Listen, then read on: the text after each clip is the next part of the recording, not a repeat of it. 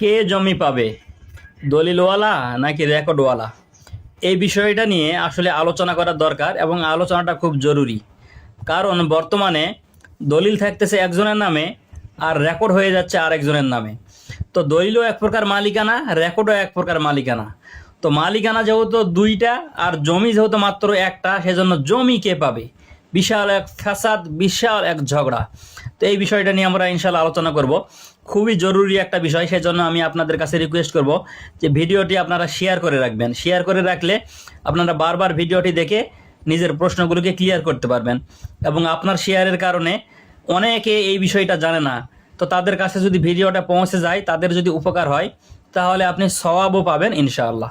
তো চলুন কথা না বাড়িয়ে আমরা আলোচনা শুরু করি। দেখেন, বিষয়টা এরকম হতে পারে যে এই যে দলিলওয়ালা কি করেছে, কোনো একজন ব্যক্তির আরএস রেকর্ড ছিল, তার কাছ থেকে সে জমি কিনেছে, কেনার কারণে সে দলিলের মালিক হয়েছে। হ্যাঁ, দলিলের মালিক হয়েছে। তো এখন আরএসওয়ালা যেহেতু এই ব্যক্তিকে জমির দলিল দিয়ে দিয়েছে, তো সাধারণভাবে এই পরবর্তী রেকর্ডটা এই দলিলওয়ালার নামে হওয়ার কথা।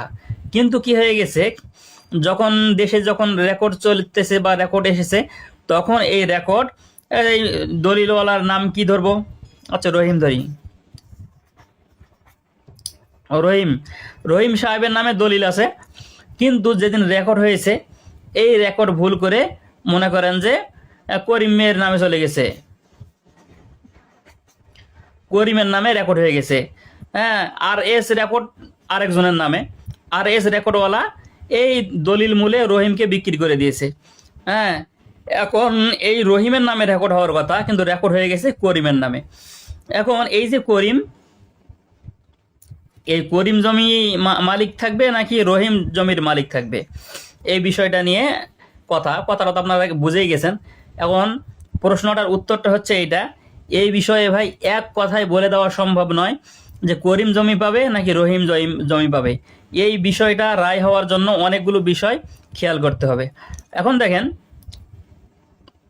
এই যে রহিম জমির মালিকানা হওয়ার জন্য যে দলিল করেছে, এই দলিলটা সঠিক কিনা, বা দলিল সঠিক তরিকায় সঠিকভাবে হয়েছে কিনা, দলিল সাব রেজিস্ট্রার অফিসে রেজিস্ট্রি হয়েছে কিনা, হ্যাঁ, এগুলো সবগুলো একটা বিষয় আছে। আরেকটা বিষয় কি, এই যে আরএস ওয়ালার রেকর্ডের কাছ থেকে এই রহিম জমি কিনেছে, হ্যাঁ, তার নামের রেকর্ড মানে তাদের মালিকানা ঠিক ছিল কিনা, এই বিষয়টাও একটা বিষয়। অর্থাৎ এই যার কাছ থেকে জমি কিনেছে তার মালিকানা যদি পরিপূর্ণ 100% সঠিক হয়, আর যে দলিল করেছে এই দলিলের প্রক্রিয়া যদি 100% সঠিক হয়, তাহলে এই রহিম জমি পাবে। আর যদি আর এগুলোর মধ্যে সমস্যা থাকে, তাহলে করিমের নামে যদি রেকর্ড হয়ে যায়, তাহলে করিম জমি পাবে।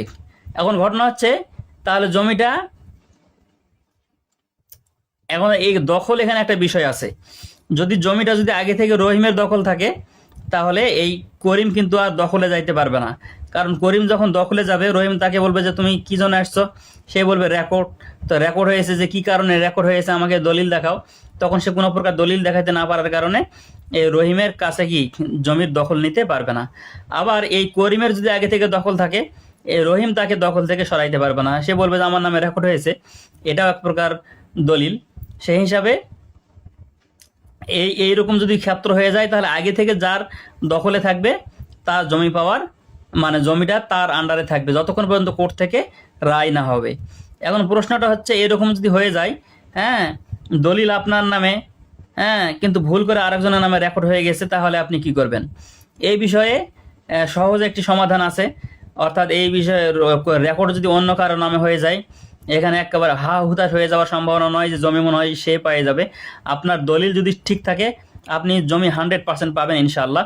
তো এটা কিভাবে পাওয়া যায়, কিভাবে কি করতে হয়, ভিডিওটা যেহেতু আজকে একটা লম্বা হয়ে গেছে, আমি আগামী কোনো ভিডিওতে ইনশাআল্লাহ আলোচনা করব।